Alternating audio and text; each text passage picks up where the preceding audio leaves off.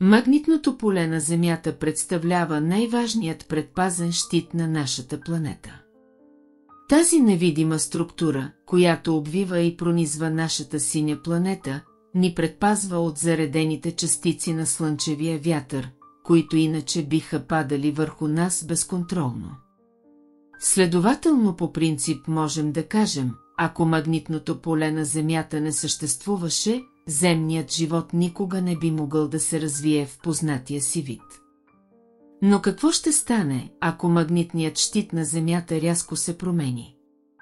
Всъщност знаем, че такива обръщания на полюсите са се случвали няколко пъти в миналото. Но как би се отразила поредната смяна на полюсите на земното магнитно поле върху целия наш живот? И още, възможно ли е подобен процес вече да е започнал? Днес заедно с вас търсим отговорите. От края на 20 век остана въртене и магнитното поле на Земята са започнали рязко да променят посоката си и да се движат по-бързо от преди. Остана въртене е започнала да се измества, което води до промяна в траекторията на нашата планета. През последните 20 години изместването на северния магнитен полюс се е ускорило драстично. Можете да видите как северното сияние в небето се премества към южните ширини, където никога преди не е било наблюдавано. Всичко това свидетелства за изместване на земните полюси.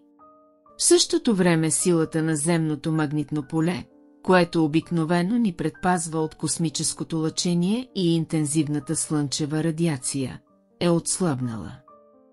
През последните няколко десетилетия силата на магнитното поле намалява много по-бързо, отколкото преди. Това се превръща в проблем, особено в региона на Южна Атлантика. Там интензитетът на полето вече е особено нисък, което се нарича изпъкналост в магнитното поле. Поради отслабването на магнитното поле на Земята тази изпъкналост се е удвоила по размер. Освен това, отслабването на магнитното поле вече се отразява на горните слоеве на атмосферата, които губят плътността си поради липсата на охлаждане. Според планетолозите съществува ядрена заплаха, идваща от земното ядро, което играе важна роля за климата на цялата планета. Ядрото на Земята е разделено на вътрешно твърдо ядро и външно течно ядро. Външната част на ядрото е изградена от разтопено желязо. Постоянното движение на течното желязо създава магнитното поле на Земята, което на свой ред отговаря за гравитационното поле. Налягането на електромагнитното поле създава гравитацията. Учените са установили, че магмата продължава да се издига нагоре по земната кора. Земетресенията, които се случват във вътрешността на Земята, се приближават все повече до земната повърхност и причиняват сериозни разрушения. Най-много земетресения се случват в близост до Емарианската падина, където се намира най-тънката част от земната кора. Тук стават вече не десетки или стотици подземни земетресения, а хиляди годишно. Много други природни бедствия също се усилват от изместването на земното магнитно поле и се случват все по-често. Ако човечеството не предприеме нищо, за да спре тези бързи промени, смяната на полюсите ще се превърне във внезапна геомагнитна инверсия на Земята. Това ще се прояви като глобален катаклизъм, който ще унищожи всичко живо на нашата планета. Въпреки всичко, нашият свят все още има шанс да избегне подобна катастрофа. Дайте ми опорна точка и лост, и аз ще повдигна Земята. С тази фраза Архимед се обръща към физиците, очаквайки поредното смяна на полюса на Земята.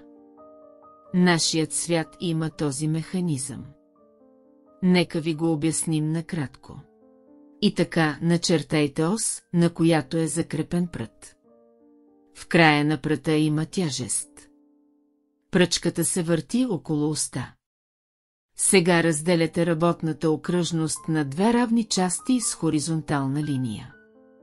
Същият прът с тежестта трябва да се намира и в другия край на оста. Оста не е плътна, а се състои от няколко части. Двата пръта са в хоризонтално положение, в посока, противоположна на другата. Движението на прътите е едно към друго. Движението се извършва в предната половина на кръга. Докато тежестите на прътите се движат в тази част на кръга, механизмът има тяга напред. Тежестите на прътите продължават да се движат и почти са се приближили до противоположните краища на хоризонталната линия, разделяща кръга на две равни части. В този момент целият механизъм се завърта на 180 градуса. Движението на пръчките не се възпрепятства и те продължават да се въртят, без да спират нито за миг. В този случай двете тежести винаги ще имат завъртане само на едната половина от кръга, въпреки че правят пълни обороти около оста. С други думи, тягата за движение винаги ще бъде в една и съща зададена посока. Тайната на механизма, наречен опорна точка, е разкрита пред нашия свят. Въз основа на този механизъм може да се построи летящ обект с мощен двигател, който има характеристиките едновременно на хеликоптер и подводница. С помощта на този летящ обект ще бъде възможно да се регулира положението на Земята по посока на отдалечаващото се магнитно поле, за да го настигне. Благодарение на това всички природни бедствия постепенно ще стихват. Но само когато всички народи се обединят и изпълнят първата Божия воля, ще стане възможно този летящ обект да бъде разработен с общите усилия на всички страни. Ако обаче светът не приеме Божия дар и пренебрегне волята му, хората ще видят какво ще получат в замяна. Тогава ще бъде твърде късно да се спаси светът от следващото обръщане на земните полюси. Помислете за това. Може би тези доводи на учените ще ви помогнат да приемете Божия дар и да изпълните Неговата воля. Ако обаче продължите да си затваряте очите и ушите и да изпълнявате заповедите на група нечовеци, то вие ще изберете пропастта, към която светът се свлича в същия този момент.